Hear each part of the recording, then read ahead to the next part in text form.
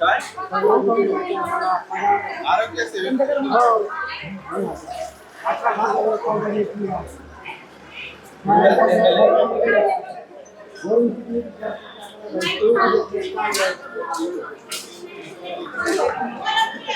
Night ना नाही पाठवलेले का नाही झालाय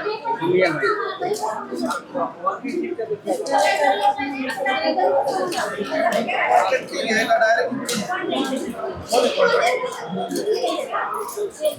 नंबर आहे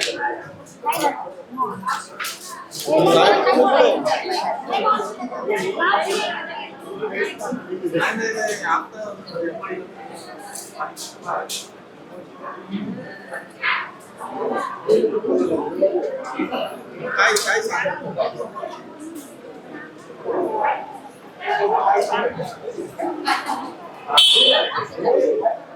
हो ते लावतील बार की तुमचं सगळं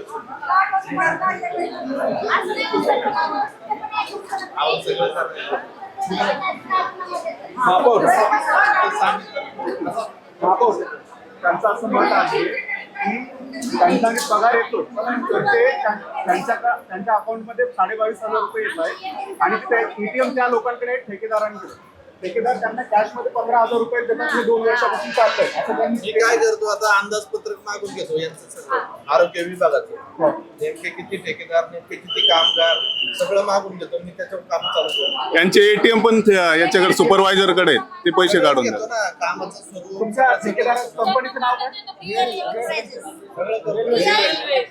रिअल एंटरप्राइज. मी घेतो सगळं मागून मी सगळे मार्ग लावतो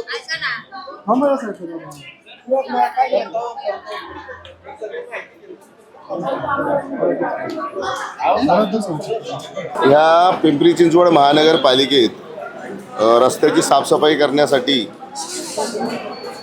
प्रत्येक प्रभाग वाईज जवळजवळ 4 ते 5 हजार कामगार कंत्राटी कामगार वेगवेगळ्या ठेकेदारांच्या मार्फत नियुक्त केलेले आहेत.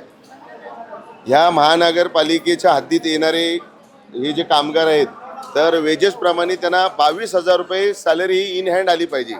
महानगरपालिकेच्या नियमाप्रमाणे ती 22,000 रुपये पगार त्यांच्या खात्यात बरोबर येतोय. ते सगळं पेपरवरती यांना 22,000 रुपये पगार टाकलेला पेपर घेऊन बिलं पास केली जात आहेत. पण जो 22,000 त्या महिलांना किंवा ज्या सगळ्या कामगारांना त्यांच्या हक्काचा जो 22,000 रुपये पगार येतो तो त्यांच्यापर्यंत पोचत नाही. त्यांची सगळ्यांची एटीएम कंत्राटदाराकडे आहेत. आता होतंय कसं 30 दिवस काम ते लोक करत आहेत. काही ठेकेदार विकली ऑफ देत आहेत, काही जण देती नाहीत, 30 दिवस काम करून घेत आहेत. तेही करत असताना साफसफाई करायची 30 दिवस 26 दिवस आणि जो काय 22,000 रुपये पगार येतो हक्काचा त्यातून हे ठेकेदार स्वतः एटीएम स्वतःकडे ठेवून 7,000 रुपये काढून घेतात आणि 15,000 फक्त लोकांना देतात. ही सगळी तक्रार आम्ही वारंवार करत आलो आहे. पण वरून त्यांच्यावरती कडक कारवाई करू पण काही होत नाही पुढे. आता ते का होत नाही हे माहीत नाही. दुसरी गोष्ट 1-1.5 वर्ष झालं हेच साफसफाई कामगारांना कामावरून काढायचं जुन्या लोकांना काहीतरी छोटं कारण देऊन आणि त्यांना परत कामाला ठेवायचं असेल तर 1 लाख रुपये डिमांड ठेवलं आहे. 1 लाख रुपये द्यायचं यांच्या सुपरवायझरला किंवा मॅनेजरला. मग तेच कामगार परत जॉईंट होतात. एखादा कामगार जर चुकीचा आहे किंवा खराब आहे म्हणून त्याला काढलाय ना मग 1 लाख रुपये घेतल्यावर तोच कामगार चांगला कसा होतो. हे फक्त भ्रष्टाचार आणि फिरवाफिरवी करून पैसे काढायची लाईन आहे आणि ह्या कामगारांच्या जीवाशी खेळलं जात आहे. आता ह्या महिलेचा मगाचा तो फोटो दाखवा. ह्या महिलेला ड्युटीवरती असताना साफसफाई करत असताना झाडू मारताना पाठीमागून गाडीने येऊन उडवलं आणि उडवल्यानंतर हा फोटो आहे ॲक्सिडेंट झाल्यानंतर त्या महिलेच्या पायाचा.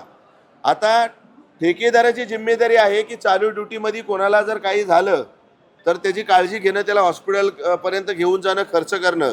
पण तो ठेकेदार आलाही नाही, त्यांनी 1 रुपये दिलाही नाही. शेवटी 10 लाख रुपये बिल झालं.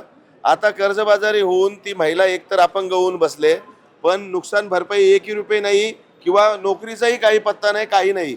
मग अशा लोकांना बोलणार कोण. आम्ही पत्रव्यवहार करतोय, आम्ही वारंवार त्यांना सांगतोय. आम्हाला फक्त एकच वचन मिळतं की नक्कीच आम्ही कारवाई करू, 15 दिवसात करू. पण काही होत नाही. आपली मागणी पूर्ण नाही झाली तर आपलं पुढचं पाऊल काय असणार आहे? आम्ही पत्र दिलंय त्यांना. आम्ही आम्ही पत्र आता ते वरती आता तेच देऊन आलो की 15 ते 20 दिवसात जर तुम्ही या ठेकेदारांवरती कडक कारवाई केली नाही आणि ह्या लोकांना न्याय मिळाला नाही तर बेमुदत संप पुकारतोय आणि आम्ही इथे गेटवरती हजारो कामगारांना घेऊन बसणार आहोत. तर माझी अपेक्षा आहे की ते वेळ न येता त्या लोकांना न्याय द्यावा. आता नवीन कायदा आला आहे की महिलांनी रात्रीचे काम करायचं नाही, पण आता शेकडो महिला आहेत ज्या नाईटला काम करत होत्या आणि घर चालवत होत्या. आता अचानक त्यांना सांगितलंय की महानगरपालिकेकडनं आदेश आलाय की रात्रपाळी महिलांची बंद केली. मी मान्य आहे की चांगली गोष्ट आहे की, पण त्यांना तुम्ही रात्रपाळी बंद करून त्यांना दिवसाची तरी नोकरी द्यायला पाहिजे ना, त्यांचं घर चालेल असं. अचानक कायदा आला, रात्रपाळी बंद केली, पण तुम्ही त्यांचं काहीतरी नियोजन करून दिवसपाळी किंवा त्यांना कुठेतरी रोजगार उपलब्ध होऊन काहीतरी व्यवस्था करायला पाहिजे. आता या शेकडो महिलांना सांगण्यात आले की उद्यापासून कामावर येऊ नका, रात्रपाळी बंद केले. आता त्यांनी काय खायचं आणि कसं जगायचं तुम्ही सांगा मला. व्यवहार केल्यानंतर आयुक्तांचं काय उत्तर आलं? आत्ताच दिलाय मी. अगोदर 2-3 वेळा दिलं, त्याच्यातून काही झालं नाही. पण आत्ता जे दिलंय त्याच्यात आम्ही काम बंद आंदोलनाचा इशारा दिलाय, बेमुदत संपाचा. आणि इकडे गेटवरती येऊन आम्ही हजारो कामगारांना घेऊन बसणार. त्यांच्या कंपनीचं नाव काय? वेगळ्या वेगळ्या कंपनी आहेत, 6-7 ठेकेदार आहेत. तुम्ही ठेकेदारांशी भेटले डायरेक्ट? ठेकेदारांना पण पत्रव्यवहार केला आहे. ठेकेदारांचं म्हणणं आहे की आम्हाला 6-6 महिने महानगरपालिकेकडनं बिलं पास नाही झाली, आम्ही स्वतः जगायचं कसं हेच कळत नाही. पण आत्ता जेव्हा आम्ही वरती ती मागणी त्यांची मांडली की ठेकेदाराचं म्हणणं आहे की 6-6 महिने आम्हाला बिल नाही पास झालं, पेमेंट नाही मिळालं, तेव्हा अधिकाऱ्यांनी सांगितलं की आमची सगळी बिलं क्लिअर आहेत. ठेकेदार खोटं बोलत आहेत. कामगारांना पण 2-2, 3-3 महिने पगार नाही आहे. सांगतात महानगरपालिकेकडनं 6 महिने पगार नाही आहे. ते म्हणत आहेत की आमचं सगळं क्लिअर आहे. तर त्यांना म्हटलं की आता मी पत्र दिलंय, तुम्हाला 15 दिवस देतो, तर 15 दिवसात तुम्ही काय ते त्यांच्याशी बोला आणि कळवा. आता आमचे सचिन चिखले साहेब इथले स्थानिक आहेत, आमचे शहराध्यक्ष, तर ते 2-4 दिवसांनी येऊन त्यांच्याशी चर्चा करणार आहेत की बाबा तुम्ही पुढे काय करताय. बघू, ठरवूया आता पुढे कसं जायचं ते.